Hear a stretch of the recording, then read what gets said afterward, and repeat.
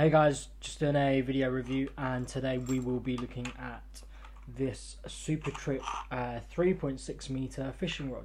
So I suppose what I'll do is I'll take you guys around the fishing rod, show you features, functions, and then I had the opportunity to go fishing this week, so I was down in Dover and test this rig out, so I'll hopefully give you my opinions on the actual rod setup as well.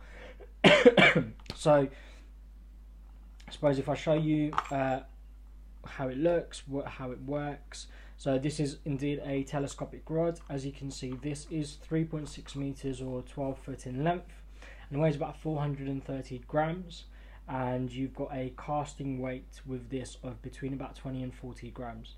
You get this little protective case for the rod as well with it, and as you can see, this all extends out. I'm not going to extend it all just because my room's probably not 12 foot and you won't be able to see it on the camera, so you can assume, you know, that is 12 foot.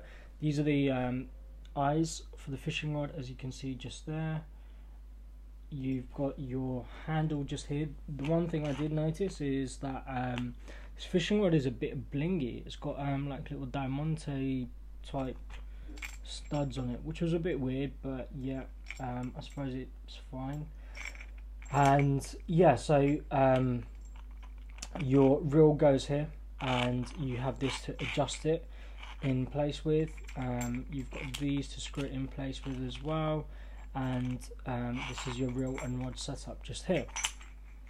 The main thing that I noticed when using this in comparison to my other fishing rods was with this, the end is super flexible. So I'm going to extend this out and I'll show you what I mean. So this flexes like that,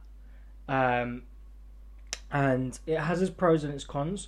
So casting wise, when it came to using it, it was pretty easy. It weighs virtually nothing in comparison to like a 3-piece or a 2-piece fishing rod, which weighs a little bit more. With this, it weighs 430 grams, and therefore it's easy to work with. Because you've got the flex on it, what I found was it also made it easy to cast. So I would swing back, and this is sort of as you're letting go and letting go of the line, as the line's coming out, what's happening is, let's try to show you. So what's happening is this flexes back and then it flexes forward, so it's almost like a flick, and when it does that, it sort of takes that momentum that you've applied, adds a bit more, and you get a good cast out of it. So actually you don't have to use as much power as you normally would, and it was quite accurate actually to try and cast out. I mean, I was pretty much getting it where I wanted it to go, so that's really good. The other thing that's really good is the weight, and like I've said, it's 430 grams, so that's really good. It's basically tiny, so you can take it anywhere. So again, pretty good as well. Now to the cons. So to the cons, first thing I noticed was that the reel is very low down. So for some people this isn't an issue. I go mackerel fishing, so we fish with fly hooks, and you have about 6 or 7 hooks on them, and when you have 6 or 7 mackerel on there, they do put up a fight. And with this, what you have is your reels here, and your space to actually hold is that. Now on the other fishing rods, your reel was much further up, and because it's much further up, this section is actually between your thighs, and it means you're then able to control and reel in, and you know, you have more strength within you because it's actually anchored in within your sort of as close to your center of gravity. Whereas with this, you've got your arm, you're holding it on like this, you're holding it on like this, and you try to reel it in, and you go in like that, and you can reel it in, but with strong fish like mackerel, it's more effort. The other thing that I noticed again was I was pier fishing. So what would happen is you're reeling your 6 or 7 mackerel, and you get up close to the pier, and bearing in mind with a 1 ounce weight, what was happening was it was flexing like this, literally flexing, I kid you not, to this extent.